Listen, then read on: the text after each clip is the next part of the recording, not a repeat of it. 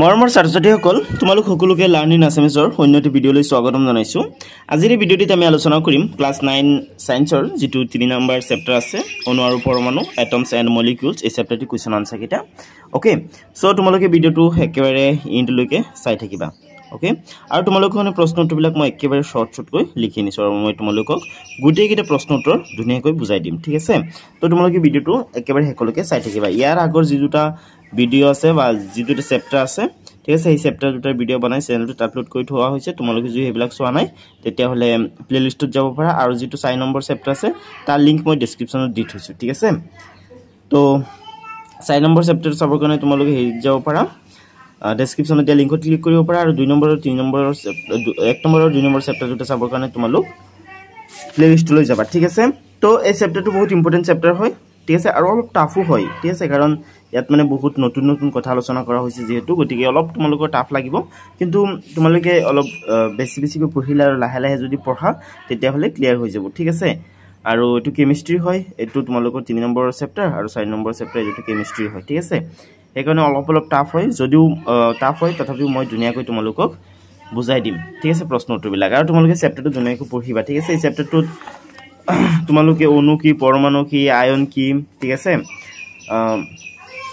এইবিলাক তোমালোকে বুজি পাবা। ঠিক আছে পাৰমাণবিক বৰ কি আণবিক বৰ কি মোলাৰ বৰ কি ঠিক আছে ৰাসায়নিক সংকেত কেনেকৈ লিখিব লাগে ওকে মৌলবিলাকৰ ৰাসায়নিক সংকেত ঠিক আছে তো এইবিলাকৰ বিষয়ে তোমালোকে পঢ়িবলৈ পাবা। সো তোমালোকে চেপ্টাৰটো ধুনীয়াকৈ পঢ়িবা। চেপ্টাৰটো বহুত ইম্পৰ্টেন্ট হয়। ঠিক আছে তোমালোকে যদি ক্লাছ 9 ত যদি এইটো চেপ্টাৰ ভালকৈ নপঢ়া তেতিয়ালে ক্লাছ 10 ত গৈ অসুবিধা হ'ব। ওকে সো এতিয়াই তোমালোকে অলপ এইটো চেপ্টাৰ বুজি পোৱাকৈ পঢ়িবা। তাৰ পিছত তোমালোকে এইখিনি পঢ়িবা যে তোমালোকে কি শিকিলা। ইয়াত মানে গুটি চেপ্টাৰটো সামাৰি দি দিছে। ঠিক আছে এইখিনি তোমালোকে পঢ়িবা। ওকে তাৰ পিছত আমি অনুশীলনীবিলাক আলোচনা কৰিম। ঠিক আছে অনুশীলনী প্ৰশ্ন উত্তৰবিলাক কিন্তু অনুশীলনীৰ প্ৰশ্ন উত্তৰবিলাক আলোচনা কৰাৰ আগতে বলা আমি প্ৰথমে প্ৰশ্নাৱলীৰ প্ৰশ্ন উত্তৰকেইটা আলোচনা কৰি লওঁ। ঠিক আছে তো এক সেকেন্ড यस এটো তোমালোকৰ প্ৰথম প্ৰশ্নাৱলী হয়। ঠিক আছে তো বলা আমি ইয়াৰ পৰা প্ৰশ্ন উত্তৰবিলাক আলোচনা কৰা আৰম্ভ কৰো। ঠিক আছে প্ৰথমে আমি এটো প্ৰশ্নাৱলীৰ প্ৰশ্ন উত্তৰবিলাক আলোচনা কৰিম। তাৰ পিছত এটো প্ৰশ্নাৱলীৰ প্ৰশ্ন উত্তৰবিলাক আলোচনা কৰিম। তাৰ পিছত এটোৰ ঠিক আছে ইফালে কেইটা প্ৰশ্ন আছে মানে একেবাৰে আৰম্ভণিৰ পৰা শেষলৈকে যিমান কেইটা প্ৰশ্নাৱলী আছে গোটেইকেইটা প্ৰশ্নাৱলীৰ প্ৰশ্ন উত্তৰ আলোচনা কৰিম। ঠিক আছে ইয়াত প্ৰশ্নাৱলী এটা আছে ওকে ইয়াৰ পৰা অনুশীলনী আৰম্ভ হৈছে। তো একেবাৰে শেষলৈকে অৰ্থাৎ ইয়ালৈকে যিমান কেইটা প্ৰশ্ন আছে গোটেইকেইটা প্ৰশ্ন উত্তৰ আলোচনা কৰিম। তো বলা প্ৰথম প্ৰশ্নাৱলীটোৰ পৰা প্ৰশ্ন উত্তৰবিলাক আলোচনা কৰা আৰম্ভ কৰি দিওঁ। ইয়াৰ পৰা 1 নম্বৰত চোৱা তোমালোকক 1 নম্বৰত দিছে যে বিক্ৰিয়া এটাত 5.3 গ্ৰাম সোডিয়াম কাৰ্বনেটে 6 গ্ৰাম ইথানিক এসিডৰ সৈতে বিক্ৰিয়া কৰিছিল। উৎপাদিত দ্ৰব্যবোৰ আছিল 2.2 গ্ৰাম কাৰ্বন ডাই অক্সাইড 0.9 গ্ৰাম পানী আৰু 8.2 গ্ৰাম সোডিয়াম ইথানিয়েট। দেখুৱা যে ফলাফলবোৰ বৰৰ নিত্যতা সূত্ৰ অনুযায়ী হৈছে। ঠিক আছে তো ইয়াত কোন দুটা পদাৰ্থৰ মাজত বিক্ৰিয়া ঘটিছে ইয়াত কাৰ্বন ডাই অক্সাইড আৰু ইথানিক এসিডৰ মাজত বিক্ৰিয়া ঘটিছে আৰু বিক্ৰিয়া ঘটাত কি পদাৰ্থ উৎপন্ন হৈছে সোডিয়াম ইথানিয়েট কাৰ্বন ডাই অক্সাইড আৰু পানী। ঠিক আছে দুটা পদাৰ্থৰ মাজত বিক্ৰিয়া ঘটিছে আৰু তিনিটা পদাৰ্থ উৎপন্ন হৈছে। ঠিক আছে তো আমি দেখাব লাগে কি আমি দেখাব লাগে যে এই যে বিক্ৰিয়াটো হৈছে এই বিক্ৰিয়াটোৱে বৰৰ নিত্যতা বিধিটো ফলো কৰে বা বৰৰ নিত্যতা সূত্ৰ মতে হৈছে। তো বৰৰ যেটো নিত্যতা বিধি আছে হেতুৱে কয় যে ৰাসায়নিক বিক্ৰিয়া এটাত বৰৰ সৃষ্টি বা বিনাশ হ'ব নোৱাৰে। ৰাসায়নিক বিক্ৰিয়া এটাত কি নহয় বৰৰ সৃষ্টি বা বিনাশ নহয়। ওকে অৰ্থাৎ ইয়াত এই দুটা হৈছে সোডিয়াম ইথানেট আৰু সোডিয়াম কাৰ্বনেট আৰু ইথানিক এসিড হৈছে বিক্ৰিয়ক পদাৰ্থ। ঠিক আছে বিক্ৰিয়ক পদাৰ্থৰ বৰ যিমান হিমানে বৰ হ'ব লাগিব উৎপাদিত পদাৰ্থৰ। ঠিক আছে ধৰি লোৱা বিক্ৰিয়ক পদাৰ্থৰ বৰ x। ঠিক আছে তেতিয়া হলে ইয়াত যে আছে সোডিয়াম ইথানিয়েট কাৰ্বন ডাই অক্সাইডৰ পানী ইয়াৰো বৰ x হ'ব লাগিব। ঠিক আছে তেতিয়া হলে বৰৰ যেটো নিত্যতা বিধি আছে হেতুৰ মতে হ'ব। ঠিক আছে কাৰণ বৰৰ নিত্যতা বিধিয়ে কয় যে বিক্ৰিয়া এটা আগতে বিক্ৰিয়ক পদাৰ্থৰ যিখিনি বৰ থাকিব উৎপাদিত পদাৰ্থৰ বৰ হিমানেই থাকিব। ঠিক আছে তো আমি দেখাব লাগে যে এই দুটা বৰ কোন তিনিটা বস্তুৰ বৰৰ সমান হয় এই তিনিটা বস্তুৰ বৰৰ সমান হয় এটো আমি দেখুৱাব লাগে। ঠিক আছে তো মই তোমালোকৰ কাৰণে ধুনীয়াকৈ লিখি থৈছো চোৱা তোমালোকে এডৰে লিখিবা। ঠিক আছে এইটো লিখিব তোমালোকে প্ৰথমে সমাধান দিবা সমাধান দি লিখিবা sodium carbonate plus ethanoic acid ঠিক আছে এই দুটাৰ মাজত বিক্ৰিয়া ঘটিছে তাৰ পিছত sodium ethanoate plus carbon dioxide plus পানী এই তিনটা বস্তু উৎপন্ন হৈছে ন তো এটো তোমালোকে আগতে লিখি লবা তাৰ পিছত ইয়াত তোমালোকে লিখিবা সোডিয়াম কাৰ্বনেটৰ বৰ হৈছে 5.3 গ্ৰাম সাবা তোমালোকে কিতাপত দিয়া আছে ঠিক আছে তাৰ পিছত ইথানিক এসিডৰ বৰ হৈছে 6 গ্ৰাম ঠিক আছে এই দুটাৰ মাজত বিক্ৰিয়া ঘটিছে তো তোমালোকে লিখিবা এতেকে বিক্ৰিয়ক পদাৰ্থৰ মুঠ বৰ 5.3 আৰু 6 ৰ যদি যোগফল কৰা হয় তেতিয়াহলে এম পাও 11.3 গ্ৰাম ওকে তো তোমালোকে এইখিনি লিখাৰ পিছত এইদৰে লিখিবা যে এতিয়া আমি উৎপাদিত পদাৰ্থবিলাকৰ বৰ উলিয়াম ঠিক আছে সোডিয়াম ইথানেটৰ বৰ হৈছে 8.2 গ্ৰাম কাৰ্বন ডাই অক্সাইডৰ বৰ হৈছে 2.2 গ্ৰাম পানীৰ বৰ হৈছে 0.9 গ্ৰাম ঠিক আছে তাৰ পিছত তোমালোকে লিখিবা এতেকে উৎপাদিত পদাৰ্থৰ মুঠ বৰ এই তিনিটা বৰৰ যদি যোগফল উলিওৱা হয় তেতিয়াহলে আমি পাম 11.3 অৰ্থাৎ ইয়াত মই যোগ কৰি দেখুৱাইছো সোৱা 8.2 প্লাস 2.2 প্লাস 0.9 গ্ৰাম ঠিক আছে ইহতৰ যোগফল উলিয়ালে আমি পাও 11 গ্ৰাম ঠিক আছে 11.3 গ্ৰাম পাও তো বিক্ৰিয়ক পদাৰ্থৰ মুঠ বৰ সোৱা 11.3 গ্ৰাম আৰু ইয়াত উৎপাদিত পদাৰ্থৰ মুঠ বৰ সোৱা 11.3 গ্ৰাম গতিকে আমি ক'ব পাৰি তোমালোকে লিখিবা যেহেতু বিক্ৰিয়ক পদাৰ্থৰ মুঠ বৰৰ হৈতে উৎপাদিত পদাৰ্থৰ মুঠ বৰ সমান গতিকে ফলাফলবোৰ বৰৰ নিত্যতা সূত্ৰ মানি চলে ঠিক আছে তো এদেৰ তোমালোকে ধুনিয়াকৈ লিখিবা মই আকৌ এবাৰ দেখাই দিছো তোমালোকক ওকে তো লাগিলে স্ক্ৰিনশ্বট লৈ লব পাৰা ওকে ধুনিয়াকৈ লিখি লোৱা ভিডিওটো ৰখাই পিনে ধুনিয়াকৈ লিখি লবা ঠিক আছে তো বলা নেক্সট কোৱেশ্চনটো কি আছে চাও 2 নম্বৰ দিছে হাইড্ৰোজেন আৰু অক্সিজেন 1:8 বৰৰ অনুপাতত লগ লাগি পানী উৎপন্ন কৰে 3 গ্ৰাম হাইড্ৰোজেনৰ হৈতে সম্পূৰ্ণকৈ বিক্ৰিয়া কৰিবলৈ কিমান বৰৰ অক্সিজেনৰ প্ৰয়োজন হ'ব ঠিক আছে হাইড্ৰোজেন আৰু অক্সিজেনে কি কৰে 1:8 বৰৰ অনুপাতত লগ লাগি পানী উৎপন্ন কৰে বুজিলা তাৰ মানে 1 গ্ৰাম হাইড্ৰোজেনৰ হৈতে বিক্ৰিয়া কৰিবৰ কাৰণে 8 গ্ৰাম অক্সিজেনৰ দৰকাৰ ঠিক আছে যেতিয়া হাইড্ৰোজেন 2 গ্ৰাম লোৱা হ'ব তেতিয়া অক্সিজেন ল'ব লাগিব 16 গ্ৰাম 3 গ্ৰাম ল'ব লাগিব 24 গ্ৰাম কাৰণ যেতিয়া হাইড্ৰোজেন 3 গুণ হৈ যাব তেতিয়া অক্সিজেন 3 গুণ হৈ যাব লাগিব ইয়াত 3 গ্ৰামৰ কথা কৈছে গতিকে কি কৰিব লাগিব ইয়াতো অক্সিজেন 3 গুণ ল'ব লাগিব ঠিক আছে গতিকে কি হ'ব জানা 3 গুণ হ'ব ওকে 3 গুণ হলে কিমান হৈ যাব 24 হৈ যাব আর 3 গুণ 24 হৈ যাব ঠিক আছে তো তোমালোকে মানে ধুনিয়াকৈ লিখি থৈছো তোমালোকে এদৰে লিখিবা যে হাইড্ৰোজেন আৰু অক্সিজেন 1:8 বৰৰ অনুপাতত লগ লাগি পানী উৎপন্ন কৰে গতিকে 3 গ্ৰাম হাইড্ৰোজেনৰ হৈতে বিক্ৰিয়া কৰা অক্সিজেনৰ পৰিমাণ 3 * 8 = 24 গ্ৰাম ঠিক আছে তো এদৰে তোমালোকে ধুনিয়াকৈ লিখি লবা এই 2 নম্বৰটো একেবাৰে ইজি হয় ঠিক আছে সো ফটাফট লিখি লোৱা এটি তিনি তোমালোকক দিছে যে ডেল্টনৰ পৰমাণুবাদৰ কোনটো স্বীকাৰ্য বৰৰ নিত্যতা সূত্ৰৰ ফল ঠিক আছে মৰমৰ ছাত্ৰছাত্ৰীসকল ইয়াৰ উত্তৰ তোমালোকে লিখিব লাগিব যে এটা ৰাসায়নিক বিক্ৰিয়াত পৰমাণুবোৰ অবিভক্ত কণিকা যিবোৰৰ সৃষ্টি নহয় আৰু ধ্বংস নহয় ঠিক আছে তাৰ পিছত তোমালোকক দিছে যে ডেল্টনৰ পৰমাণুবাদৰ কোনটো স্বীকাৰ্যই স্থিৰানুপাত সূত্ৰটো ব্যাখ্যা কৰিব পাৰে তো ইয়াৰ উত্তৰটো তোমালোকে লিখিবা যে এটা ৰাসায়নিক যৌগত মৌলসমূহ সদায় নিৰ্দিষ্ট বৰ অনুপাতত থাকে এটা ৰাসায়নিক যৌগত বেলেগ বেলেগ মৌলৰ পৰমাণু থাকে আৰু সেই পৰমাণুবোৰ সদায় এটা নিৰ্দিষ্ট বৰৰ অনুপাতত থাকে ঠিক আছে তো হেতুৱে মানে তো এটা তোমালোকে ধুনিয়াকৈ লিখি লবা এতিয়া এটো প্ৰশ্নাৱলীত চোৱা ইয়াত তোমালোকক দুটা প্ৰশ্ন কৰিছে প্ৰথম প্ৰশ্নটো হৈছে যে পাৰমাণবিক বৰ এককৰ সংজ্ঞা দিয়া পাৰমাণবিক বৰ এককটো হৈছে ইউ এটমিক মাছ ইউনিট ঠিক আছে ইয়াৰ সংজ্ঞাটো তোমালোকক দিবলৈ দিছে তো তোমালোকে এইদৰে লিখিবা যে কাৰ্বন 12 এটা পৰমাণুৰ বৰৰ ঠিক 12 ভাগৰ 1 অংশৰ সমান বৰে এক পাৰমাণবিক বৰ একক ঠিক আছে অৰ্থাৎ কাৰ্বনৰ এটা পৰমাণুক যদি 12টা ভাগ কৰা হয় তেতিয়াহলে এটা ভাগৰ যিমানখিনি বৰ হ'ব হিমানখিনি হৈছে 1 ইউনিট বা এক পাৰমাণবিক বৰ একক ঠিক আছে তাৰ মানে কাৰ্বনৰ এটা পৰমাণুক 12টা ভাগ কৰি এটা ভাগৰ হৈতে তুলনা কৰি বাকি মৌলবোৰৰ পৰমাণুৰ বৰ উলিওৱা হয় ঠিক আছে আৰু ইয়াত তোমালোকক এইখিনি ধুনিয়াকৈ বুজাইছে ঠিক আছে ধৰি লোৱা এটো কাৰ্বনৰ এটা পৰমাণু হয় ঠিক আছে তো এক 12টা ভাগ কৰাৰ পিছত আমি এটা ভাগ লৈ এই এটা ভাগৰ হৈতে তুলনা কৰি বাকি পৰমাণুবোৰ মানে জুখু মানে বিজ্ঞানীসকলে তেনেকৈ জুখে আৰু ঠিক আছে কাৰ্বনৰ মানে পৰমাণু এটাৰ 12 ভাগৰ 1 অংশটো তুলনা কৰি বাকিবোৰ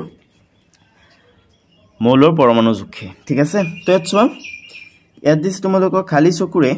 পৰমাণু এটা দেখা সম্ভৱ নহয় কিয় কাৰণ পৰমাণুবিলাক একেবাৰে হেৰি হয় ক্ষুদ্ৰ হয় ঠিক আছে একেবাৰে ক্ষুদ্ৰ হয় আমি তুলনা কৰিব পৰা যিকোনো বস্তুতকৈ ক্ষুদ্ৰ ঠিক আছে এনেকুৱা কোনো বস্তুই নাই যিবিলাকৰ সৈতে আমি পৰমাণু তুলনা কৰিব পাৰি ঠিক আছে পাৰমাণবিক ব্যাসাৰ্ধ নেনোমিটাৰত জোকা হয় ঠিক আছে সেই কাৰণে মানে পৰমাণুবিলাকক আমি খালি চকুৰে দেখিব নোৱাৰি কাৰণ পৰমাণুবিলাক অতি ক্ষুদ্ৰ ঠিক আছে সো তোমালোকে উত্তৰত লিখিবা যে পৰমাণুৰ আকাৰ অতি ক্ষুদ্ৰ সেইবাবে পৰমাণু এটা খালি চকুৰে দেখা সম্ভৱ নহয় ঠিক আছে তো এই ধুনিয়াকৈ তোমালোকে লিখি দিবা ছাত্ৰ-ছাত্ৰীসকল এতিয়া এইটো প্ৰশ্নাৱলীত চোৱা ইয়াত তোমালোকক দিছে সংকেত লিখা ঠিক আছে যৌগ এটাৰ সংকেত লিখিবৰ কাৰণে মৌলবিলাকৰ চিহ্ন জানিব লাগিব আৰু যোজ্যতা বা আধান কিমান জানিব লাগিব ঠিক আছে তো ইয়াত কেইটামান মৌলৰ চিহ্ন দিয়া আছে তোমালোকে এইবিলাক পঢ়িবা এলুমিনিয়াম এল আৰ্গন এয়াৰ ঠিক আছে এইবিলাক পঢ়িবা তোমালোকে আৰু ইয়াত তোমালোকক কিছুমান হেৰি দিছে যোজ্যতা দিছে ঠিক আছে যোজ্যতা হৈছে মৌল এটাৰ যোজন শক্তি বা ক্ষমতা ঠিক আছে মৌল এটাৰ যোন শক্তি বা ক্ষমতাক তাৰ যোজ্যতা বুলি কোৱা হয় তো যোজ্যতা বিলাক দিয়া আছে ঠিক আছে তো ইয়াত যিকিটা মৌল আছে বা যিবিলাক বহুপাৰমাণবিক আয়ন আছে এবিলাকৰ যোজ্যতা 1 হয় ইয়াত থকা কিটা যোজ্যতা 2 হয় আৰু ইয়াত থকা কিটা যোজ্যতা 3 হয় ঠিক আছে তো যোজ্যতা বা আধান একেই হয় ঠিক আছে মানে ইয়াত যে তোমালোকে প্লাস দেখি আছে তাৰ মানে এবিলাকৰ যোজ্যতা কেৱল 1 হয় ইয়াত 2 প্লাস দেখি আছে এবিলাকৰ যোজ্যতা 2 হয় ইয়াত 3 প্লাস দেখি আছে এবিলাকৰ যোজ্যতা বা আদান 3 হয় ঠিক আছে তো এতিয়া আমি কি কৰিব লাগিব সংকেত লিখিব লাগিব ঠিক আছে সংকেত লিখোতে যিবিলাক ধাতু থাকে হেবিলাক সদায় আগতে লিখিব লাগে আৰু অধাতুবিলাক পিছতে ইয়াত সোডিয়াম হৈছে ধাতু আৰু অধাতুটো হৈছে অক্সিজেন ঠিক আছে সোডিয়াম অক্সাইড ঠিক আছে আমি সোডিয়ামটো আগতে লিখিম তাৰ পিছত অক্সাইডটো বা অক্সিজেনটো লিখিম ঠিক আছে তো চোৱা এক সেকেন্ড ৰখা यस এতিয়া ভালকৈ চাব পাৰিবা ওকে চোৱা তোমালোকক সংকেত লিখিবলৈ দিছে সোডিয়াম অক্সাইড ঠিক আছে তো সোডিয়াম অক্সাইডৰ সংকেত লিখোতে তোমালোকে এদৰে আগতে লিখি লবা চিহ্ন সোডিয়ামৰ চিহ্নটো হৈছে Na আৰু অক্সিজেনৰ চিহ্নটো হৈছে O2 সৰি O ঠিক আছে আৰু আদান হৈছে 1 সোডিয়ামৰ আদান হৈছে 1 আৰু সৰি yes সোডিয়ামৰ আদান হৈছে 1 আৰু অক্সিজেনৰ আদান হৈছে 2 তোমালোকে ইয়াত চাব পাৰা হেতুনে খুদি আছে তো সোডিয়ামৰ আদান ওপৰত প্লাস আছে কেৱল অনলি প্লাস আছে তাৰ মানে 1 ইয়াত যোজ্যতা 1 আছে আৰু অক্সিজেনৰ অক্সিজেন ইয়াত আছে অক্সিজেন সো অক্সিজেনৰ যোজ্যতা 2 হয় অক্সিজেনৰ ওপৰত 2 আছে 2 মাইনাস ন তাৰ মানে অক্সিজেনৰ যোজ্যতা 2 হয় ঠিক আছে গতিকে ইয়াত তোমালোকে সোডিয়াম লিখিবা Na অক্সিজেন লিখিবা O বুলি তাৰ পিছত আদান লিখিবা সোডিয়ামৰ আদান 1 আৰু অক্সিজেনৰ আদান 2 ঠিক আছে আৰু তোমালোকে এনেকৈ যেতিয়া ক্ৰস মাল্টিপ্লাই কৰিবা অৰ্থাৎ অক্সিজেনৰ যেটো আদান বা যোজ্যতা এটো সোডিয়ামৰ হৈতে বহিব আৰু সোডিয়ামৰ আদান বা যোজ্যতাটো অক্সিজেনৰ হৈতে বহিব ঠিক আছে তেতিয়া হলে হ'ব Na2 এটো যেটো ইয়াত গৈ বব Na2 আৰু অক্সিজেনৰ হৈতে ইয়াত 1 বহে কিন্তু 1 লিখাৰ কোনো দৰকাৰ নাই একৰ কোনো ভ্যালু নাই ঠিক আছে সো তোমালোকে ইয়াত একো লিখিব নালাগে অতি হ'ব Na2O ঠিক আছে তাৰ পিছত কি আছে তাৰ পিছত আছে এলুমিনিয়াম ক্লোৰাইড ঠিক আছে তো এলুমিনিয়াম ক্লোৰাইডৰ কাৰণে তোমালোকে এডৰে লিখিবা প্ৰথমে তোমালোকে চিহ্ন লিখিবা চিহ্ন হৈছে এলুমিনিয়ামৰ চিহ্ন হৈছে Al আৰু ক্লোৰিনৰ চিহ্ন হৈছে Cl ঠিক আছে এলুমিনিয়ামৰ আদান হৈছে 3 আৰু ক্লোৰিনৰ আদান হৈছে 1 তেতিয়ালে সংকেতটো হৈ যাব ক্ৰস মাল্টিপ্লাই কৰিলে কি হ'ব 1 যাব ইয়াত আৰু 3 যাব ইয়াত তেতিয়ালে ইয়াত মানে 1 লিখা কোনো দৰকাৰ নাই 3 টো ইয়াত লিখিব লাগিব গতিকে AlCl3 ঠিক আছে এনেকুৱা হ'ব ওকে তাৰ পিছত কি আছে সোৱা তাৰ পিছত আছে সোডিয়াম সালফাইড ঠিক আছে ওকে তো সোডিয়াম সালফাইডৰ কাৰণে তোমালোকে এটো লিখিব লাগিব সোৱা চিহ্ন তোমালোকে দিবা সোডিয়ামৰ চিহ্ন হৈছে Na আৰু সালফাৰৰ চিহ্ন হৈছে S ঠিক আছে সোডিয়ামৰ আদান হৈছে 1 সালফাৰৰ আদান হৈছে 2 গতিকে কি হ'ব ক্ৰস মাল্টিপ্লাই কৰিলে কি হ'ব Na2 হ'ব আৰু S হ'ব মানে 1 টো ইয়াত যাব 1 টো লিখা দৰকাৰ নাই ঠিক আছে তো এটো ধুনিয়াকৈ তোমালোকে লিখিবা তাৰ পিছত ইয়াত আছে ম্যাগনেসিয়াম হাইড্ৰক্সাইড ঠিক আছে হাইড্ৰক্সাইড মানে OH ওকে তো সোৱা Mg কি ম্যাগনেসিয়ামৰ আদান 2 OH হৈছে হাইড্ৰক্সাইড আৰু হাইড্ৰক্সাইডৰ আদান 1 ঠিক আছে সংকেতটো হ'ব Mg আৰু ইয়াত যেহেতু ইয়াত অক্সিজেন আৰু হাইড্ৰজেন দুটা মৌল আছে ঠিক আছে গতিকে যেহেতু দুটা মৌল আছে গতিকে তোমালোকে ব্ৰেকেট দি 2 লিখিব লাগিব ঠিক আছে তাৰ মানে দুটা হাইড্ৰোজেনৰ পৰমাণু আছে আৰু দুটা অক্সিজেনৰ পৰমাণু আছে ঠিক আছে অৰ্থাৎ এটা মানে মেগনেছিয়াম হাইড্ৰক্সাইডৰ এটা অণু গঠন হ'বৰ কাৰণে মেগনেছিয়ামৰ এটা পৰমাণুৰ সৈতে হাইড্ৰক্সাইডৰ দুটা পৰমাণু লগ লাগে বা হাইড্ৰোজেনৰ দুটা পৰমাণু আৰু অক্সিজেনৰ দুটা পৰমাণু লগ লাগে ঠিক আছে সো তোমালোকে এটা ধুনীয়াকৈ লিখিবা তাৰ পিছত তোমালোকক ইয়াত দিছে যে তলৰ সংকেতবোৰে বুজোৱা যৌগবোৰৰ নাম লিখা ইয়াত কেইটামান সংকেতৰ নাম দিছে ঠিক আছে aluminium sulphate okay calcium chloride potassium sulphate okay তো এবিলাকৰ নাম লিখিব লাগে তোমালোকৰ কাৰণে মই ধুনীয়াকৈ লিখি থৈছো সো ইয়াত আছে এলুমিনিয়াম সালফেট ঠিক আছে তো এলুমিনিয়াম সালফেট তোমালোকে লিখিবা Al2SO4 এটো হ'ব এলুমিনিয়াম সালফেট SO4 এ সালফেট বুজাই ঠিক আছে আৰু ইয়াৰ যোজ্যতা 2 ইয়াৰ কাৰণে 2 বহিছে ইয়াত আৰু এলুমিনিয়ামৰ যোজ্যতা 3 সেইকাৰণে 3 বহিছে গতিকে এলুমিনিয়াম সালফেট হ'ব এটো ঠিক আছে তো নেক্সট আছে Cl2 তাৰ মানে ক্যালসিয়াম ক্লোৰাইড Ca ক্যালসিয়াম বুজায় আৰু Cl ক্লোরিন বুজায় ক্যালসিয়াম ক্লোরাইড ঠিক আছে তো এটো লিখিব তোমালোকে নেক্সট আছে পটাসিয়াম সালফেট SO4 সালফেট বুজায় ঠিক আছে তো পটাসিয়াম সালফেট বুলি তোমালোকে লিখিবা পটাসিয়াম নাইট্রেট হয় এটো তোমালোকে পটাসিয়াম নাইট্রেট বুলি লিখিবা ঠিক আছে পটাসিয়াম নাইট্রেট হয় এটো ওকে ওকে নেক্সট কি আছে সোৱা নেক্সট আছে ক্যালসিয়াম কাৰ্বনেট Ca ক্যালসিয়াম আৰু CO3 কাৰ্বনেট ঠিক আছে ক্যালসিয়াম কাৰ্বনেট হয় ওকে তাৰ পিছত তোমালোকক কি কৈছে ৰাসায়নিক সংকেত শব্দটোৰ দ্বাৰা বা পদটোৰ দ্বাৰা কি বুজোৱা হৈছে ৰাসায়নিক সংকেত শব্দটোৰ দ্বাৰা বা পদটোৰ দ্বাৰা কি বুজোৱা হৈছে তো ইয়াত মই ধুনীয়াকৈ লিখিছো তোমালোকে এটো লিখিবা যে ৰাসায়নিক সংকেত পদটোৱে যৌগ এটাৰ অণু গঠনৰ এটা সাংকেতিক চিহ্ন বুজায় ঠিক আছে যৌগটোত থকা পৰমাণুবোৰ নিৰ্দেশ কৰে আৰু লগতে পৰমাণুবোৰে কি অনুপাতত সংযুক্ত হৈ যৌগটো গঠন কৰে তাকে নিৰ্দেশ কৰে ঠিক আছে তো হেডে তোমালোকে ধুনীয়াকৈ উত্তৰটো লিখি লবা ঠিক আছে তাৰ পিছত চোৱাচোন কি দিছে ইয়াত তোমালোকক কৈছে 4 যে H2S অণু আৰু PO4 আয়নত কেইটা পৰমাণু আছে চোৱা H2 তাৰ মানে হাইড্ৰোজেনৰ দুটা পৰমাণু আৰু S অৰ্থাৎ সালফাৰৰ এটা পৰমাণু যেটো ইয়াত একো নাই গতিকে সালফাৰৰ এটা পৰমাণু ঠিক আছে ইয়াত তিনিটা মুঠতে তিনিটা পৰমাণু আছে ঠিক আছে এটা হৈছে সালফাৰৰ আৰু দুটা হৈছে হাইড্ৰোজেনৰ আৰু এই 2 নম্বৰত এটোৰ এটা পৰমাণু আৰু অক্সিজেনৰ 4টা পৰমাণু আছে ঠিক আছে তো তোমালোকে এইটোৰে লিখিবা সো H2S অণু আৰু ইয়াত মানে এটো হেই হয় প্ৰশ্ন হয় উত্তৰ তোমালোকে এইটোৰে লিখিবা যে H2S অণুত তিনিটা পৰমাণু আছে ঠিক আছে তিনিটা পৰমাণু আছে দুটা হৈছে হাইড্ৰোজেনৰ আৰু এটা হৈছে সালফাৰৰ আৰু ইয়াত এটো আয়নত কি আছে 5টা পৰমাণু আছে ঠিক আছে সো তোমালোকে এইটো ধুনীয়াকৈ লিখিবা তো বলা আমি এতিয়া নেক্সট যেটো হেৰি আছে অনুলিনি আছে প্ৰশ্নাৱলী আছে তাৰ প্ৰশ্ন উত্তৰবিলাক ডিসকাস কৰো এতিয়া আমি এটো প্ৰশ্ন উত্তৰবিলাক ডিসকাস কৰিম এতিয়া সোৱা ইয়াত তোমালোকক কৈছে যে H2O2 Cl2 মানে এবিলাকৰ তোমালোকক আণবিক বল গণনা কৰিবলৈ দিছে ঠিক আছে আণবিক বল মানে কি এই অণুবিলাকত থকা পৰমাণুবিলাকৰ বৰৰ যোগফল ঠিক আছে অণু এটাত থকা পৰমাণুৰ বৰৰ যোগফলকে তাৰ আণবিক বল বুলি কোৱা হয় ঠিক আছে তো ইয়াত কেইটামান হেৰি পৰমাণুৰ পাৰমাণবিক বৰ দি আছে এক সেকেন্ড ৰখা মই দেখাই আছো ইয়েস ইয়াত চোৱা ইয়াত তোমালোকক ইয়াত চোৱা পেজ 35 ঠিক আছে পেজ 35 ত তোমালোকক কেইটামান পৰমাণুৰ পাৰমাণবিক বৰ দিছে এনেকৈ হাইড্ৰোজেনৰ 1 কাৰ্বনৰ 12 নাইট্ৰোজেনৰ 14 অক্সিজেনৰ 16 আৰু সোডিয়ামৰ হৈছে 23 মেগনেছিয়ামৰ 24 সালফাৰৰ 32 ক্লোৰিনৰ 35.5 আৰু ক্যালসিয়ামৰ 40 ঠিক আছে তো এবিলাকৰ পাৰমাণবিক বৰ ইয়াত দি আছে তো পাৰমাণবিক বৰ মানে পৰমাণু এটাৰ বৰ ঠিক আছে আণবিক বৰ মানে হৈছে অণু এটাত থকা পৰমাণু কেইটাৰ বৰৰ যোগফল ঠিক আছে তো হাইড্ৰোজেনৰ পৰমাণু এটাৰ বৰ হৈছে 1 ঠিক আছে ইয়াত দুটা হাইড্ৰোজেন আছে H2 আছে নহয় গতিকে ইয়াত তোমালোকে 2 পূৰণ কৰিব লাগিব গতিকে হাইড্ৰোজেনৰ পৰমাণু এটাৰ অণু এটাৰ বৰ আমি কিমান পাম 2 ঠিক আছে ইয়াত অক্সিজেন O2 আছে অক্সিজেনৰ পৰমাণু এটাৰ বৰ হৈছে 16 ঠিক আছে আৰু ইয়াত 2 আছে দুটা অক্সিজেন আছে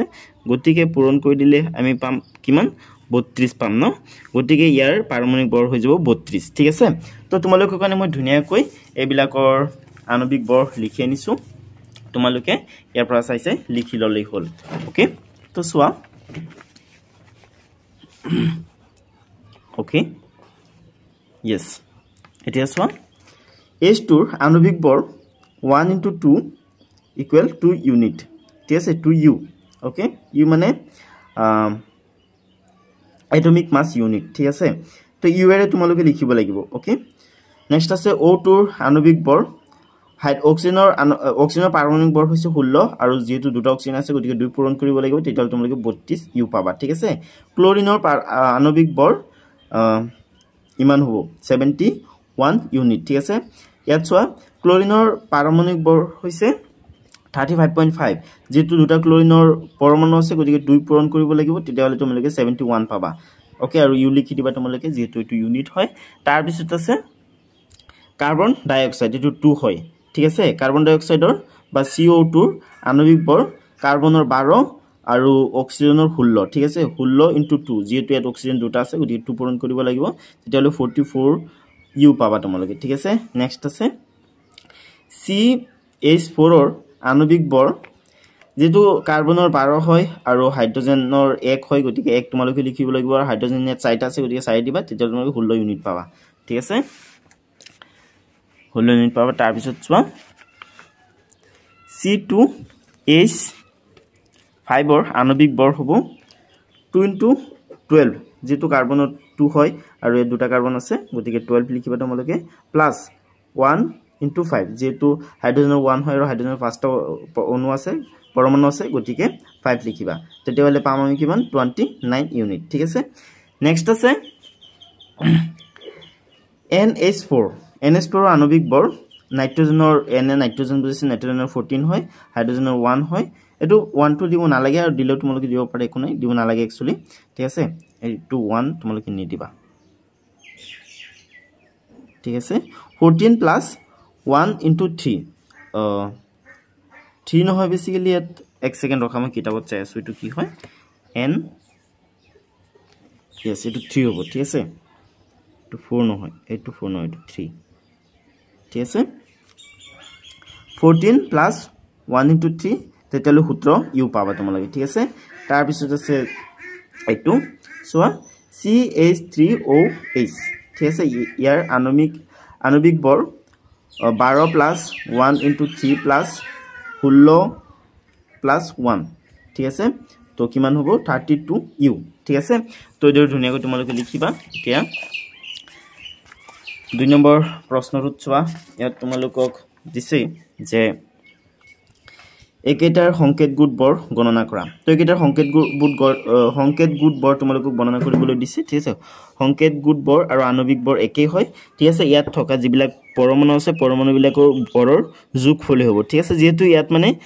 বহু পাৰমাণবিক আয়ন আছে সেই কাৰণে ইয়াত সংকেত গুড শব্দটো ব্যৱহাৰ কৰিছে বাকি আণবিক বৰ যিদৰে গণনা কৰা হয় সংকেত গুড বৰ সেম একেদৰে গণনা কৰা হয় আৰু কেইটামান পৰমাণুৰ পাৰমাণবিক বৰ দিছে যেনেকৈ নেকি জিংকৰ 65 সোডিয়ামৰ 23 পটাছিয়ামৰ 39 ঠিক আছে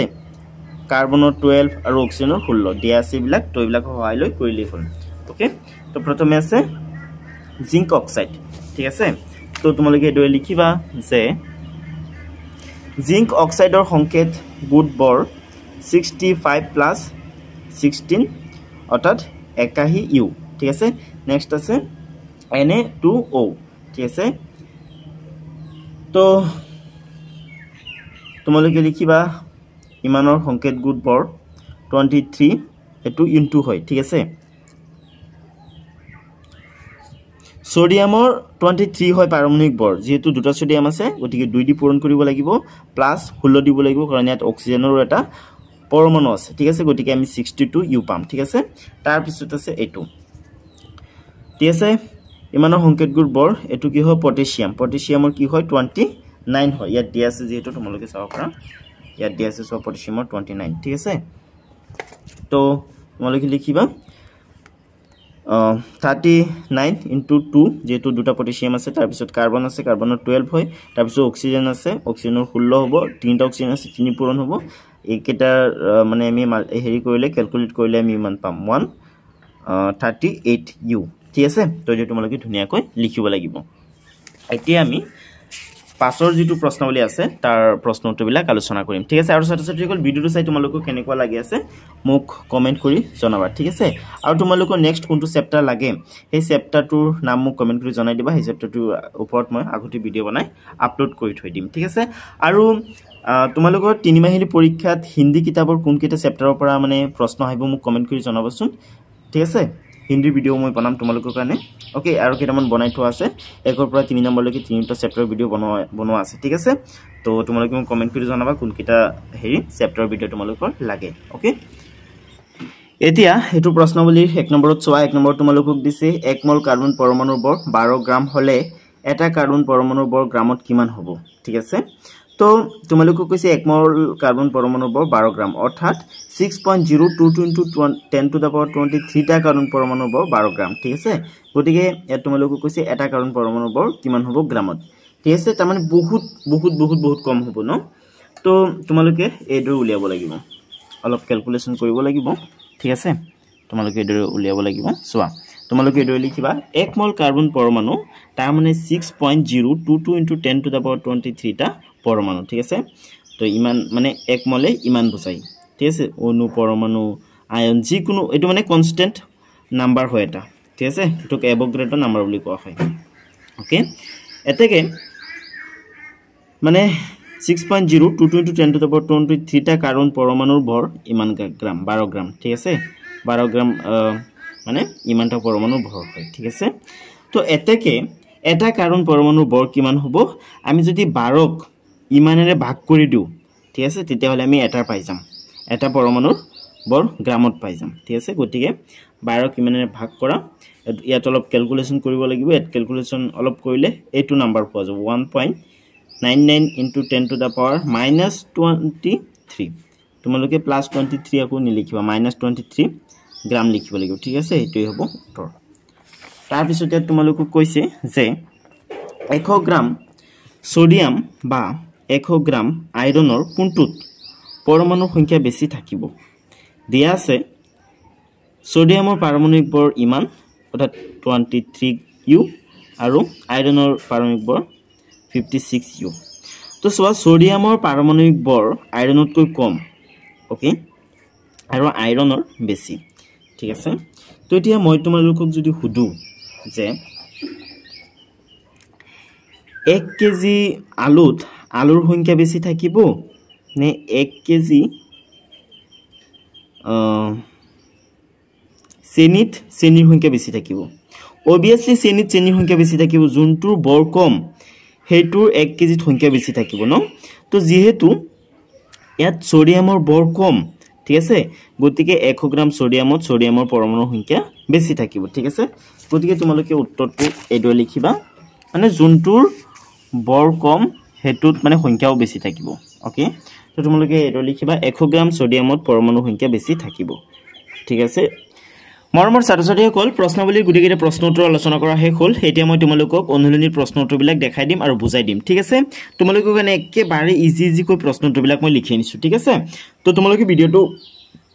একেবাৰে হেকলৈকে চাই থাকিবা আৰু গুটিকেইটা প্ৰশ্ন উত্তৰ লিখি লবা তো সোৱা 1 নম্বৰ তোমালোকক দিছে অক্সিজেন আৰু বৰণে গঠিত যৌগৰ নমুনা এটাৰ 0.24 গ্ৰাম বিশ্লেষণ কৰাত 0.096 গ্ৰাম বৰণ আৰু 0.144 গ্ৰাম অক্সিজেন পোৱা গৈছিল বৰ হিচাপত যৌগটোৰ শতকৰা সংযুতি গণনা কৰা ঠিক আছে তো অক্সিজেন আৰু বৰণে গঠন কৰা যৌগ এটাৰ কি কৰা হৈছে ইমানক বিশ্লেষণ কৰা হৈছে বা মানে ৰাসায়নিক বিক্ৰিয়াৰ জৰিয়তে ইমানক ভাগ কৰা হৈছে বুলি ক'ব পাৰা ঠিক আছে অৰ্থাৎ বৰণ আৰু অক্সিজেনক বেলেগ কৰা হৈছে তো তাত ইমান পোৱা গৈছে বৰণ আৰু ইমান পোৱা গৈছে অক্সিজেন তো ইমানৰ কিমান পাৰ্সেন্ট হয় আৰু ইমানৰ কিমান পাৰ্সেন্ট হয় উলাব লাগে অৰ্থাৎ শতকৰা পাৰ্সেন্টেজ উলাব লাগে মানে বৰণৰ পাৰ্সেন্টেজ আৰু অক্সিজেনৰ পাৰ্সেন্টেজ উলাব লাগে ঠিক আছে তো তোমালোকৰ কাৰণে মই ধুনিয়াকৈ লিখি থৈছো তোমালোকে এইদৰে লিখিব লাগিব সোৱা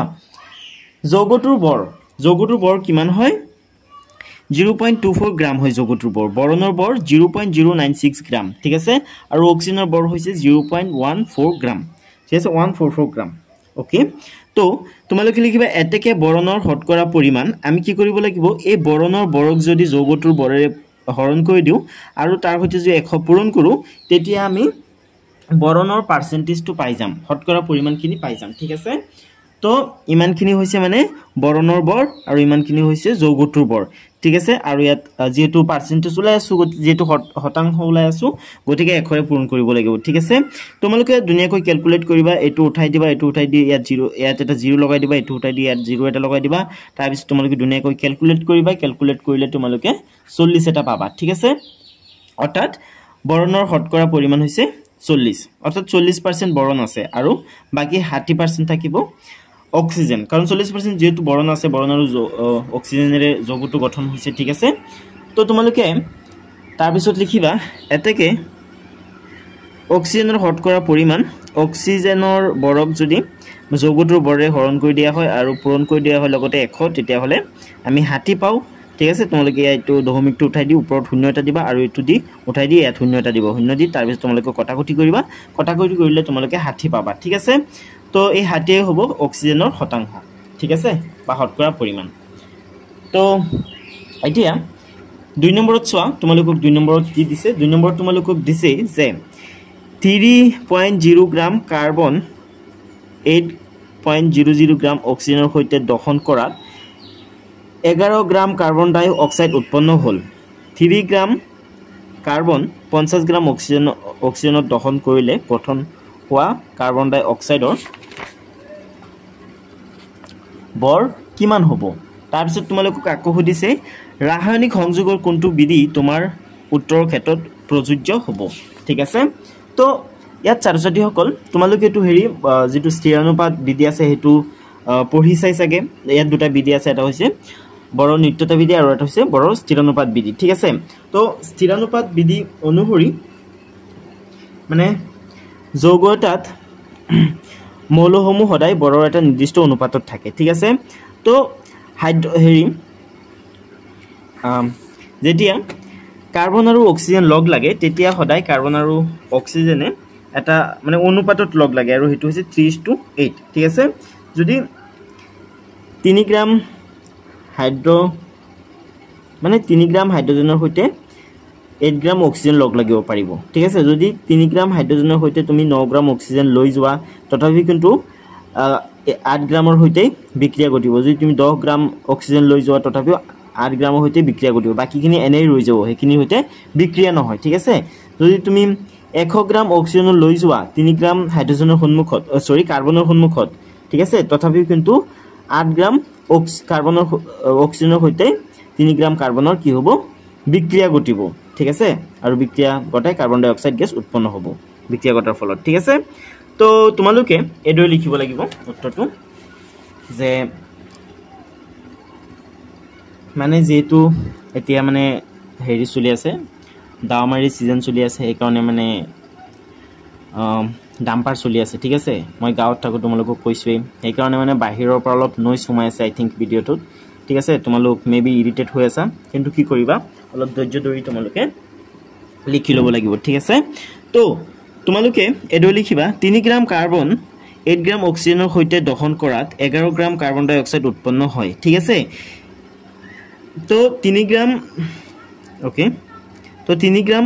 কাৰ্বনৰ সৈতে যদি তুমি 1000 গ্ৰাম অক্সিজেন লৈ যোৱা মানে 1000 গ্ৰাম অক্সিজেনৰ লগত যদি তুমি 3 গ্ৰাম হেৰি কাৰ্বনৰ দহন কৰিব বিচাৰা তথাপিও কিন্তু তোমালোকে 11 গ্ৰাম কাৰ্বন ডাই অক্সাইড পাবা কিয় কাৰণ কেৱল 3 গ্ৰাম কাৰ্বনে কেৱল 8 গ্ৰাম অক্সিজেনৰ সৈতেহে বিক্ৰিয়া কৰিব পাৰিব ঠিক আছে তাৰ পিছত তোমালোকে লিখিবা গতিকে 3 গ্ৰাম কাৰ্বন 50 গ্ৰাম অক্সিজেনৰ লগত দহন হলে 11 গ্ৰাম কাৰ্বন ডাই অক্সাইড উৎপন্ন হয় কাৰণ স্থিৰানুপাত বিধি অনুসৰি কাৰ্বন ডাই অক্সাইডত সদায় কাৰ্বন আৰু অক্সিজেনৰ বৰৰ অনুপাত 3:8 ঠিক আছে তাৰ পিছত সুধিছিল নহয় যে কোনটো বিধি মতে উত্তৰটো হৈছে তো তোমালোকে লিখিবা ইয়াত ৰাসায়নিক সংযোগৰ স্থিৰানুপাত বিধি প্ৰযোজ্য হ'ব ঠিক আছে তো এইটো তোমালোকে ধুনিয়াকৈ প্ৰশ্নটো উত্তৰ লিখি লবা মই একেবাৰে সৰল ভাষাত লিখিছো ঠিক আছে অলপো ভুল নাই ইয়াত ওকে সো ধুনিয়াকৈ লিখি লোৱা আৰু লিখি একেবাৰে প্ৰেক্টিস কৰিবা তোমালোকে ঠিক আছে আৰু বৰৰ যেটো দুটা বিধি আছে স্থিৰানুপাত বিধি আৰু বৰণ নিত্যতা বিধি এই বিধি দুটা তোমালোকে বুজিবলৈ চেষ্টা কৰিবা ঠিক আছে তো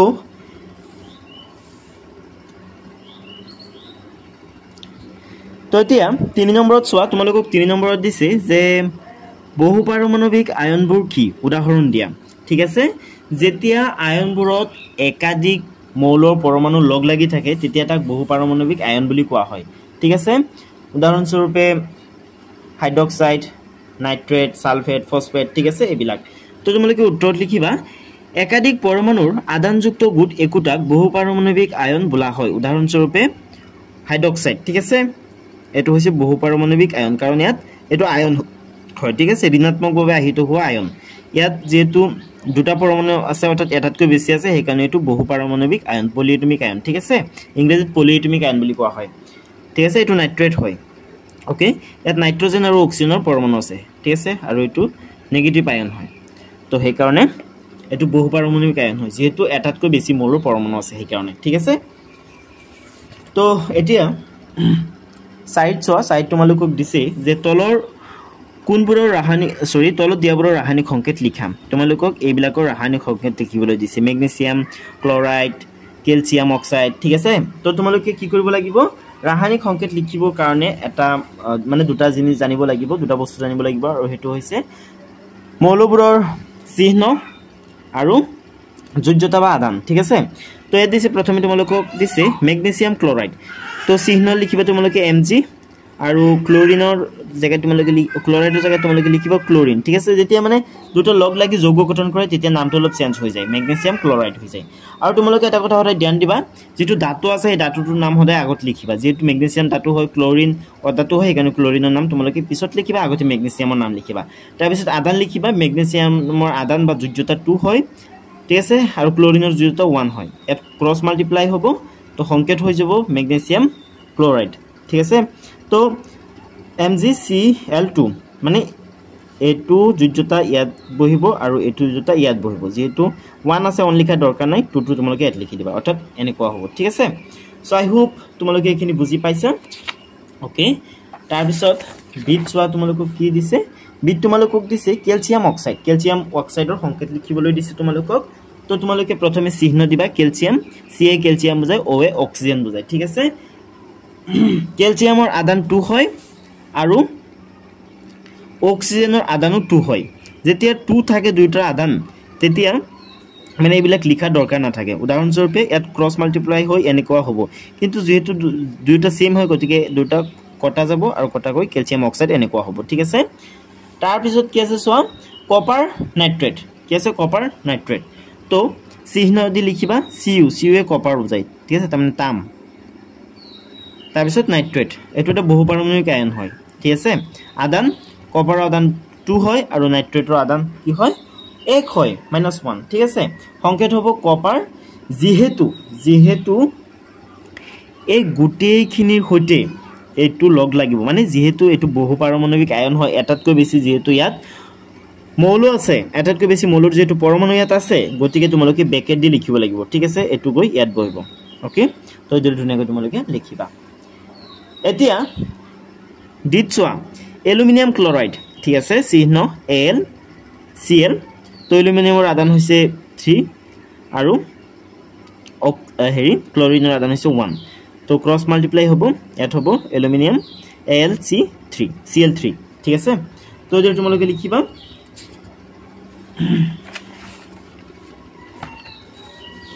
তাৰ পিছত আছে ক্যালসিয়াম কাৰ্বনেট কি আছে ক্যালসিয়াম কাৰ্বনেট তো চিহ্ন দিবা CaCO3 আদান ক্যালসিয়ামৰ আদান 2 কাৰ্বনেটৰ আদান 2 যেহেতু দুইটা আদান 2 হয় গতিকে ইয়াত আদানবিলাক কটা যাব সংকেত দি তোমালোকে প্ৰথমে যে লিখি লবা ইয়াত ক্ৰস মাল্টিপ্লাই হোৱাৰ পিছত এইটো আদান ইয়াত আহি যাব আৰু এইটো আদান ইয়াত যাব অৰ্থাৎ ইয়াত বহিব কিন্তু যেহেতু দুইটা আদান সেম হয় সেই কাৰণে আদানবিলাক লিখা দৰকাৰ নাই অৰ্থাৎ যোজ্যতাবিলাক লিখা দৰকাৰ নাই ঠিক আছে তো এতিয়া 5 নম্বৰত চোৱা তোমালোকক কি কৈছে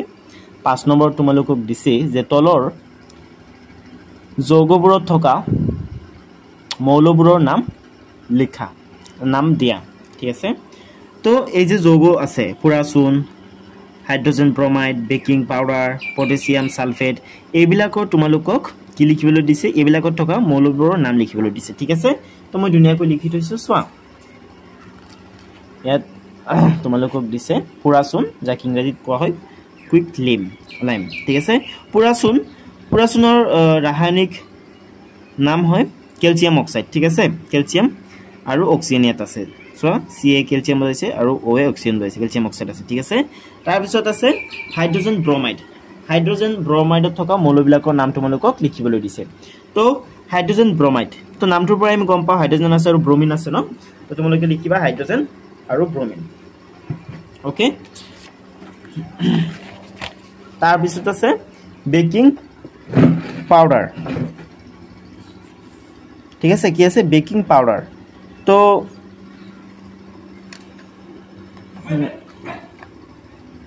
ওকে বেকিং পাউডাৰ তো বেকিং পাউডাৰৰ কেমিক্যাল নাম এটো হয় ঠিক আছে ইয়াত আছে সোডিয়াম ইয়াত আছে হাইড্ৰোজেন ইয়াত আছে কাৰ্বন আৰু ইয়াত আছে অক্সিজেন ঠিক আছে তো এই ধুনীয়াকৈ তোমালোকে লিখিবা তাৰ পিছত আছে পটাছিয়াম সালফেট ঠিক আছে তো পটাছিয়াম সালফেট আছে তো পটাছিয়াম সালফেট এটো হয় তো ইয়াত আছে পটাছিয়াম ইয়াত আছে সালফাৰ আৰু ইয়াত আছে অক্সিজেন ওকে এতিয়া 6 নম্বৰত চোৱা তোমালোকক 6 নম্বৰত দিছে যে তলৰ পদাৰ্থবোৰৰ মোলাৰ বৰ গণনা কৰা এই পদাৰ্থবিলাকৰ মোলাৰ বৰ তোমালোকক গণনা কৰিবলৈ দিছে প্ৰথমে আছে ইথাইন ঠিক আছে C2H2 ঠিক আছে তো চোৱা তোমালোকৰ কাৰণে মই মোলাৰ বৰ ধুনীয়াকৈ লিখি থৈছো ওকে তো চোৱা প্ৰথমে আছে ইথাইনৰ মোলাৰ বৰ গণনা কৰিব লাগে তো চোৱা ইথাইন তাৰ মানে C2H2 ইথাইনৰ মোলাৰ বৰ কিমান হ'ব এই যে হেৰি আছে কাৰ্বন আছে আৰু হাইড্ৰোজেন আছে ইয়াৰ মানে এই যে তোমালোকে অণুটো দেখি আছে ন এই অণুটোৰ যেটো আণবিক বৰ হেতু উলিয়ালে হ'ব আণবিক বৰৰ একক হৈছে ইউ আৰু মোলাৰ বৰৰ একক হৈছে জি অৰ্থাৎ গ্ৰাম ঠিক আছে তো তোমালোকে আণবিক বৰ উলালে হ'ব কিন্তু এককটো বা ইউনিটটো লগাও লাগিব জি ঠিক আছে তো কাৰ্বনৰ হেৰি পাৰমাণবিক বৰ হৈছে 12 যেহেতু দুটা কাৰ্বন আছে 2 দি পূৰণ কৰিব লাগিব হাইড্ৰোজেনৰ পাৰমাণবিক বৰ 1 যেহেতু দুটা আছে গতিকে 2 দি পূৰণ কৰিব লাগিব তো 12 12 24 হয় আৰু 2 26 হয় ঠিক আছে গতিকে ইথাইনৰ মোলাৰ বৰ হ'ব 26 গ্ৰাম ওকে এতিয়া বিট তোমালোকক দিছে সালফাৰ অণু S8 ঠিক আছে এছে সালফাৰক বুজাইছে তো সালফাৰ অণুৰ মোলাৰ বৰ ঠিক আছে সালফাৰ অণুৰ মোলাৰ বৰ বা আণবিক বৰ একে হয় কেৱল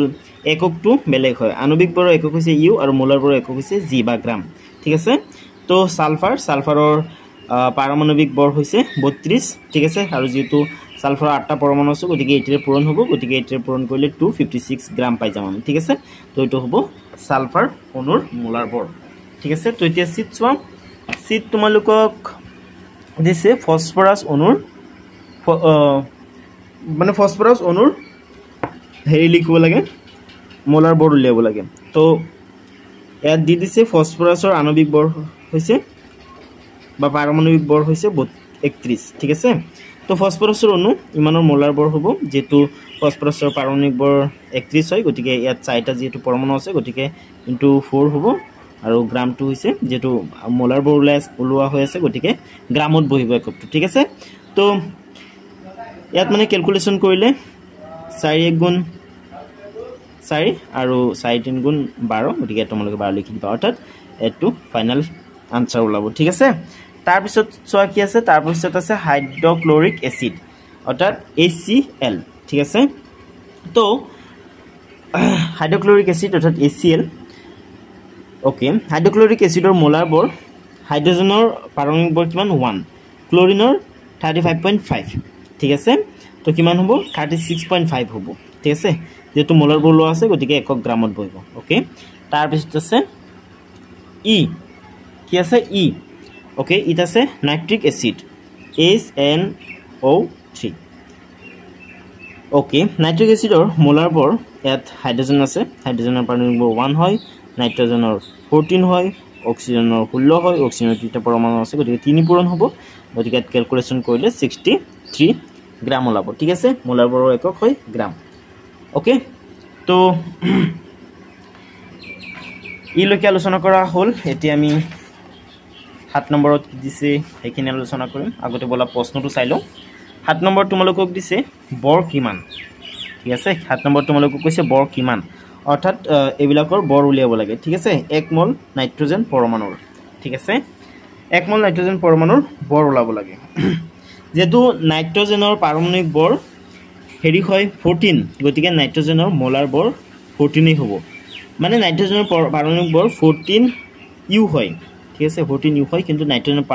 নাইট্ৰজেন পৰমাণুৰ মোলাৰ বৰ বা 1 মল নাইট্ৰজেন পৰমাণুৰ বৰ হ'ব 14 গ্ৰাম ঠিক আছে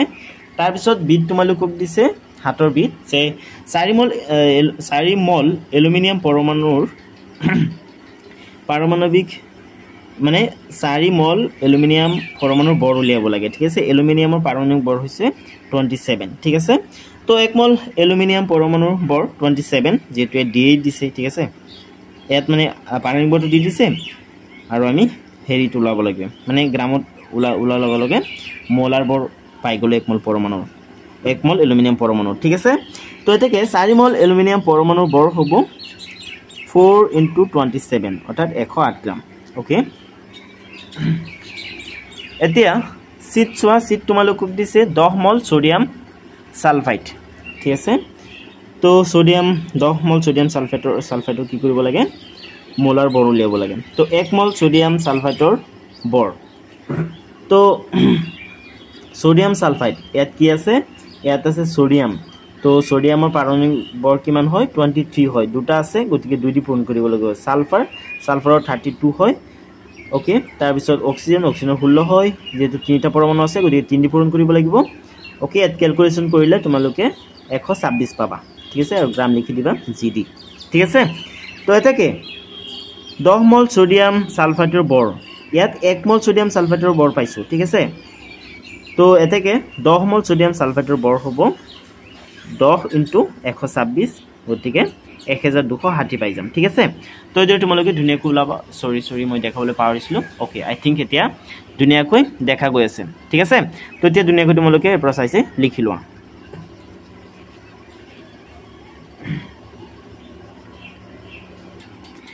এতিয়া আটত তোমালোকক দিছে মললৈ পৰিৱৰ্তন কৰা ঠিক আছে 10 গ্ৰাম অক্সিজেন গেছ 20 গ্ৰাম পানী আৰু 22 গ্ৰাম কাৰ্বন ডাই অক্সাইড এইখিনিক মললৈ পৰিৱৰ্তন কৰিবলৈ দিছে ঠিক আছে তো তোমালোকৰ কাৰণে মই ধুনিয়াকৈ লিখি আনিছো চোৱা তোমালোকে উত্তৰ দি এদৰে লিখিবা যে অক্সিজেনৰ আণবিক বৰ অক্সিজেনৰ অণু দুটা পৰমাণু থাকে অক্সিজেনৰ ঠিক আছে অক্সিজেনৰ আণবিক বৰ হ'ব 32 ইউ ঠিক আছে এটাকে 32 গ্রাম অক্সিজেন গ্যাস 1 মল ঠিক আছে যেহেতু এটু ইউত আছে এটু জি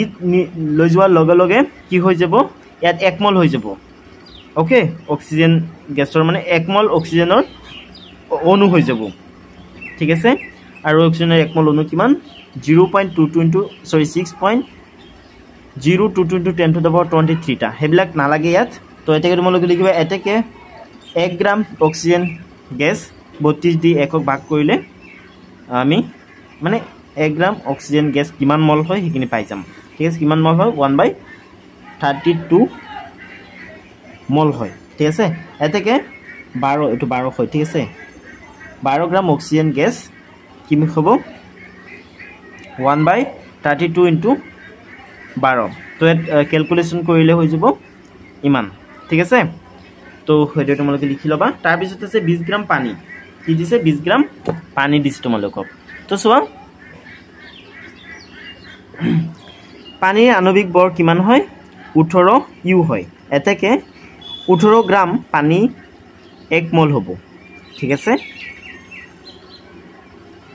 এটাকে 1 গ্ৰাম পানী হ'ব 1 গ্ৰাম পানী কিমান মলৰ সমান হ'ব 1 গ্ৰাম পানী হ'ব 18 ভাগৰ 1 ভাগৰ সমান মল ঠিক আছে অৰ্থাৎ 18 মানে 1/18 এটাকে 20 গ্ৰাম পানী হ'ব 1/18 * 20 মল ঠিক আছে তো এট ক্যালকুলেশন কৰিলে আমি পাম 1.11 মল ঠিক আছে তো এটো ধুনিয়াকৈ তোমালোকে লিখিবা ওকে তো আৰু এটা আছে চোৱা এ দিছে 22 গ্ৰাম কাৰ্বন ডাই অক্সাইড ওকে কাৰ্বন ডাই অক্সাইডৰ আণবিক বৰ 44 ঠিক আছে এতেকে 1 গ্রাম কার্বন ডাই অক্সাইড তার মানে হৈ যাব 1/44 মল এতেকে 22 গ্রাম কার্বন ডাই অক্সাইড হৈ যাব ইমান মল ঠিক আছে ইয়াত ক্যালকুলেশন কৰিলে লগে লগে ইয়াত মানে এটো ভাগ কৰিলে 2 হৈ যাব 2 ৰে একক ভাগ কৰিলে আমি 0. মানে 1/2 মানে কিমান হয় 0.5 অৰ্থাৎ আধা মল ঠিক আছে তো এটো তোমালোকে ধুনিয়াকৈ লিখিবা এতিয়া সোয়া নট তোমালোকক দিছে বৰ কিমান ঠিক আছে 0.2 মল অক্সিজেন পৰমাণুৰ বৰ কিমান আৰু 0.5 মল পানীৰ অনুৰ বৰ কিমান একেবাৰে সহজ হয় ঠিক আছে তো সোয়া তোমালোকে এদৰে লিখিব লাগিব ওকে যেহেতু 1 মল অক্সিজেন পৰমাণুৰ বৰ 16 গ্ৰাম হয় যেহেতু 1 মল অক্সিজেন পৰমাণুৰ বৰ 16 গ্ৰাম হয় এতেকে 0.2 মল অক্সিজেন পৰমাণুৰ বৰ হ'ব 0.2 * 16 অৰ্থাৎ 3.2 গ্ৰাম একেবাৰে সহজ ন তাৰ পিছত আছে বি দিছে 0.5 মল পানী অনুৰ ঠিক আছে তো ওকে একেবাৰে ইজি হয় তোমালোকে লিখিবা 1 মল পানী অনুৰ বৰ 18 গ্ৰাম ঠিক আছে এতেকে 0.5 মল পানী অনুৰ বৰ হ'ব আধা হ'ব আৰু ন তো 0.5 * 18 তো এট মাল্টিপ্লাই কৰিলে মানে ক্যালকুলেশন কৰিলে 9 গ্ৰাম পোৱা যাব আধা হ'ব আৰু যেটো 1.5 গ্ৰাম পানী অনুৰ বৰ উলিয়াবলৈ দিছিল তে আধা হ'ব ঠিক আছে তো যেটো তোমালোকে ধুনিয়াকৈ লিখি লবা এতিয়া দহত সোৱা দহত তোমালোকক দিছে 16 গ্ৰাম গোটা সালফাৰত থকা সালফাৰ অণু S8 ৰ সংখ্যা গণনা কৰা ঠিক আছে তো সহজেই হয় সোৱা তোমালোকে এদৰে লিখিব লাগিব তোমালোকে লিখিবা সালফাৰৰ মোলাৰ বৰ অৰ্থাৎ সালফাৰৰ S8 ৰ মোলাৰ বৰ 256 গ্ৰাম ঠিক আছে 1 মোল সালফাৰত থকা অণু ইমানটা ঠিক আছে মানে এভোগাড্ৰো নাম্বাৰটো ঠিক আছে তাৰ পিছত তোমালোকে লিখিবা এটাকে 16 গ্ৰাম সালফাৰ অণুত থকা অণুৰ সংখ্যা মানে এভোগাড্ৰো নাম্বাৰক যদি আমি মোলাৰ বৰে হৰণ কৰি দিও তেতিয়ালে পাই যাম ঠিক আছে তেতিয়ালে ইমানটা হ'ব ইমানক আমি হৰণ কৰিলে ইমান পাম মানে ক্যালকুলেশন কৰিলে আমি ইমান পাম আৰু ইমানক ক্যালকুলেশন কৰিলে আমি ইমান পাম ঠিক আছে তাৰমানে ইয়াত হেৰি কৰা হৈছে ইয়াত ওপৰৰ পৰা পাৱাৰ এটা কমাই দি দশমিকটো 1 গৰ আগুৱাই দিয়া হৈছে ঠিক আছে ইয়াত দি দিয়া হৈছে ওকে তো তোমালোকে এটো ধুনিয়াকৈ লিখি লবা তাৰ পিছত আছে 11 তোমালোকক দিছে যে 0.051 গ্ৰাম এলুমিনিয়াম অক্সাইডত থকা এলুমিনিয়াম আয়নৰ সংখ্যা গণনা কৰা ইংগিত তোমালোকক এটা দিছে আয়ন এটাৰ বৰ একে মৌলৰ পৰমাণু এটাৰ বৰৰ সৈতে একে এলুমিনিয়ামৰ পাৰমাণবিক বৰ 27U ঠিক আছে তো তোমালোকে উত্তৰ দি লিখিবা এলুমিনিয়াম আয়নৰ 1 মল ইকুৱেল 27 গ্ৰাম তাৰ পিছত লিখিবা এলুমিনিয়াম আয়নৰ 27 গ্ৰাম ইকুৱেল 1 মল তাৰ পিছত লিখিবা এতেকে এলুমিনিয়াম আয়নৰ 0.051 gram equal 0.051 divided by 27 mol হয় ঠিক আছে তাৰ পিছত তোমালোকে লিখিবা 1 মল এলুমিনিয়াম অক্সাইডত থকা আয়নৰ সংখ্যা 6.022 into 10 to the power 23 টা ঠিক আছে এতেকে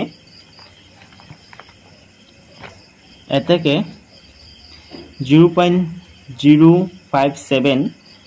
divided by 27 mol এলুমিনিয়াম অক্সাইডত থকা আয়নৰ সংখ্যা ইমান হয় ঠিক আছে আৰু ইমানক ক্যালকুলেট কৰিলে ইমান পাবা ঠিক আছে সো তোমালোকে ধুনিয়াকৈ হেডৱে লিখি লবা তো মৰমৰ ছাত্ৰ-ছাত্ৰীসকল ভিডিওটো কেনেকুৱা লাগিছে তোমালোকে কমেন্ট কৰি জনাবা ভিডিওটো ভাল লাগিলে ভিডিওটো লাইক এটা কৰিবা যোনে সাবস্ক্ৰাইব কৰা নাই সাবস্ক্ৰাইব কৰি লোৱা ওকে আৰু চেনেলটোত মানে ভিডিওত তোমালোকে কমেন্ট এটা কৰিবা ঠিক আছে ভিডিওৰ ওপৰত তোমালোকে এটা কমেন্ট কৰিবা আৰু বেলেগ পাৰ্টৰ ভিডিও চাবৰ কাৰণে তোমাৰ প্লেলিষ্ট লৈ যাবা ঠিক আছে আৰু তোমালোকৰ 6 নম্বৰ চেপ্টাৰটোৰ লিংক মই ডেসক্ৰিপচনত দি থৈছো তাৰ পৰা চাব পাৰিবা ওকে আৰু কোন কেইটা চেপ্টাৰৰ ভিডিও তোমালোকৰ লাগে তোমালোকে কমেন্ট কৰি জনাবা ঠিক আছে তো আজিৰ ভিডিওটো ইমান আছিল আজিৰ ভিডিওটো চাবৰ তোমালোক সকলোকে ধন্যবাদ